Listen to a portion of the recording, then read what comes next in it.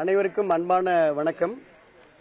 9ஆம் தேதி 10ஆம் தேதி உங்களுக்கு தெரியும், சட்டமன்ற அனைத்து இந்திய அண்ணா திராவிட முன்னேற்ற கழகத்தினுடைய சட்டமன்ற உறுப்பினர்கள் கூட்டம், பெரும்பான்மையான சட்டமன்ற உறுப்பினர் கூட்டம் நடைபெற்று, அந்த கூட்டத்தில் பெரும்பான்மையான சட்டமன்ற உறுப்பினருடைய ஆதரவோடு மரியாதைக்குரிய அண்ணன் எஸ்பி வேலுமணி அவர்கள் சட்டமன்ற குழு தலைவராகவும், அதேபோல டாக்டர் சி விஜயபாஸ்கர் ஆகிய என்னை சட்டமன்ற குழுவினுடைய அதிமுகவுடைய சட்டமன்ற குழுவினுடைய கொறடாவாகவும் அவர்கள் ஏற்றுக்கொண்டு நியமனம் செய்யப்பட்டது.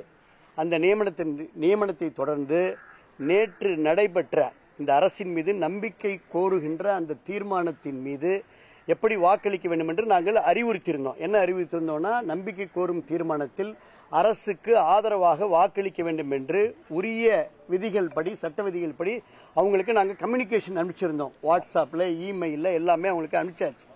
அதில் 47 சட்டமன்ற உறுப்பினர்களில் இதை 25 சட்டமன்ற உறுப்பினர்கள் கொறடா உத்தரவை ஏற்று நடந்தார்கள். 22 சட்டமன்ற உறுப்பினர்கள் திரு எடப்பாடி பழனிசாமி உள்ளிட்ட 22 சட்டமன்ற உறுப்பினர்கள் அதிமுகவுடைய கொறடாவாகிய என்னுடைய உத்தரவுக்கு அவர்கள் கட்டுப்படவில்லை, அதை நிராகரித்திருக்கிறார்கள், மாறாக நடந்திருக்கிறார்கள். ஆகையினாலே இன்றைக்கு காலை சட்டப்பேரவை தலைவரை எங்களுடைய அதிமுகவுடைய சட்டமன்ற உறுப்பினர்கள் குழு சந்தித்து, இந்த 22 பேர் கொறடாவுடைய உத்தரவை மீறி இருக்கின்ற காரணத்தினாலே இவர்கள் மீது கட்சி தாவல் சடை சட்டத்தின் கீழே நீங்கள் நடவடிக்கை எடுத்து அவர்களை தகுதி நீக்கம் செய்ய வேண்டும் என்ற மனுவை நாங்கள் சட்டப்பேரவை தலைவரிடம் அளித்திருக்கின்றோம். ஆமா, அவங்க கரெக்ட், நல்ல கேள்விதான்.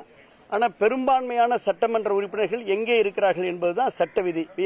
லெஜிஸ்லேட்டிவ் சட்டமன்ற வளாகத்துக்குள்ள சபாநாயகர் கட்டுப்பாட்டு கீழே லெஜிஸ்லேட்டிவ் பார்ட்டி அப்படின்றதுதான் செல்லும். அதுதான் சட்டம், அதுதான் விதி, அதுதான் உச்சநீதிமன்ற தீர்ப்பெல்லாம் உறுதிப்படுத்தியிருக்கு.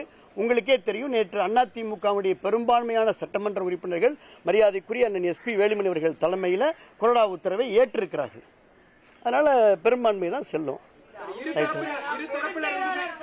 இரு தரப்பில் இருந்துமே நீங்க கடிதம் கொடுத்திருக்கிறோம், ரெண்டையுமே அங்கீகரிக்கல சபாநாயகர்ன்றத நேத்து சொல்லியிருக்கோம். இது சபாநாயகர் அங்கீகரிச்சுட்டாரா? நல்ல கேள்வி. இத சபாநாயகர் முடிவெடுப்பார்.